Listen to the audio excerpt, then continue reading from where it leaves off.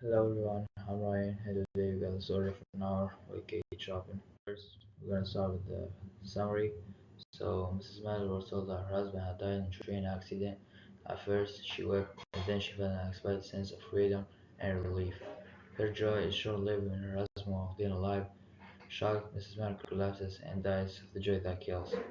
The thesis, it says, in the story for an hour, the author Kate Chopin shows Mrs. Miller's emotional transformation through mood, metaphor, and imagery to reveal that the true meaning of the joy that kills is what seems like happiness on the outside can also bring pain, shock, or even death. So let's start with the body paragraph 1 claim.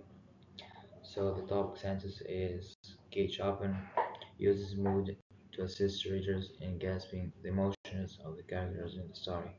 Right here we got key evidence and historical context 1.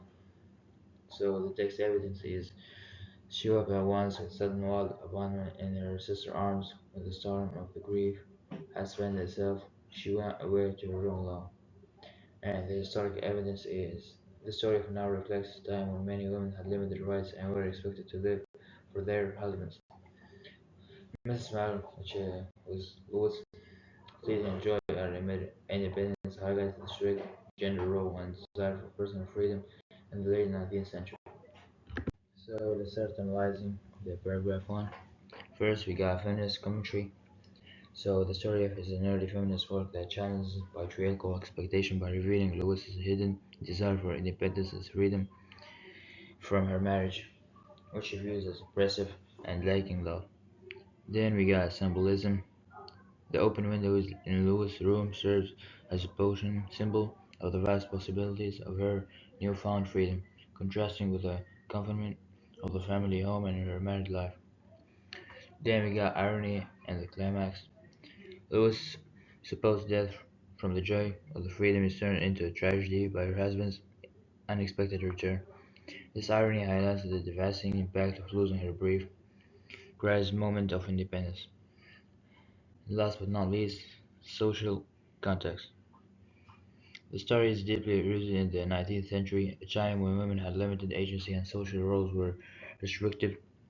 Louis's joyous reaction to her husband's death subverts the social expectation of passing revealing and highlights the internal struggle of women within restrictive marriage. And now we got visual symbolism, which says Mrs. Mauer was unhappy in her marriage. Her initial weeping was sudden and wild abandon at the news of her husband's death is a key image that reinforces the claim that she was genuinely upset.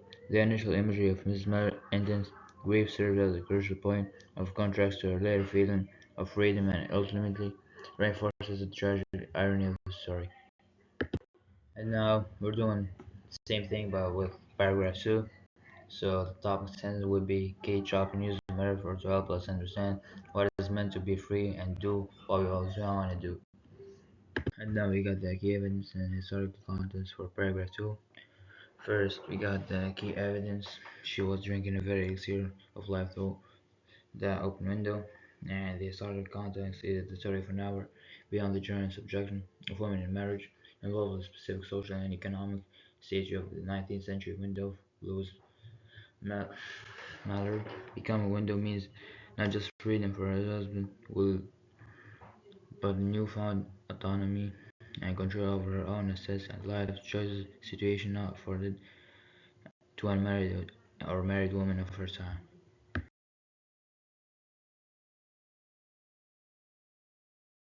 The visual symbolism for paragraph 2. It says from the text of the story for now the open window is a key image and symbol that reinforces the claim that Mrs. Mallory desired freedom from the constraint of her marriage. The scene she observes from the window is filled with vivid sensory details that contrast sharply with her life indoors and fuel her psychological transformation. The image of the open window is right there.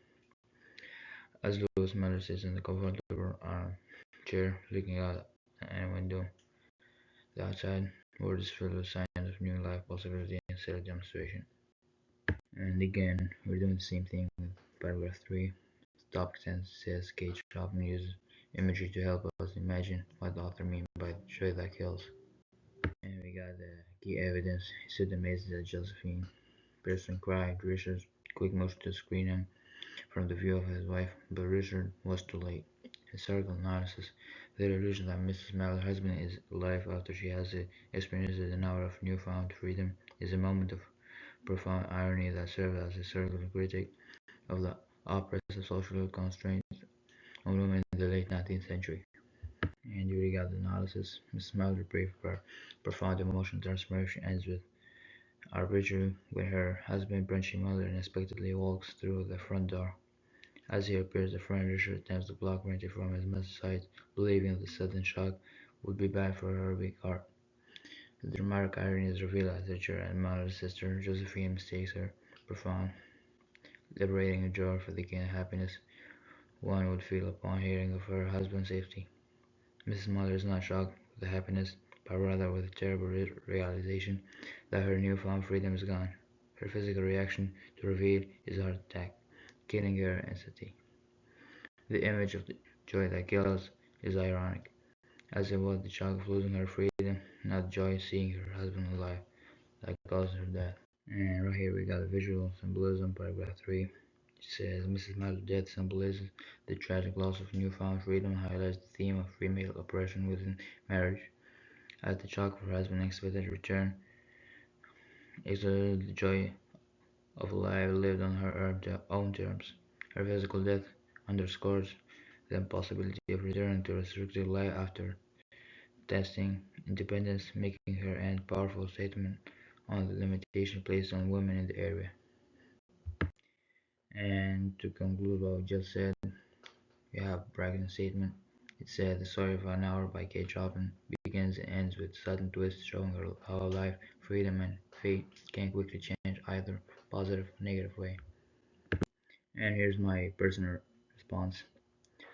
Through this story, I learned that things could come and go away quickly, so we need to exploit them as much as we can. This lesson reminds me of when I received my first professional contract, and I was thinking this offer would last for too long, but it didn't.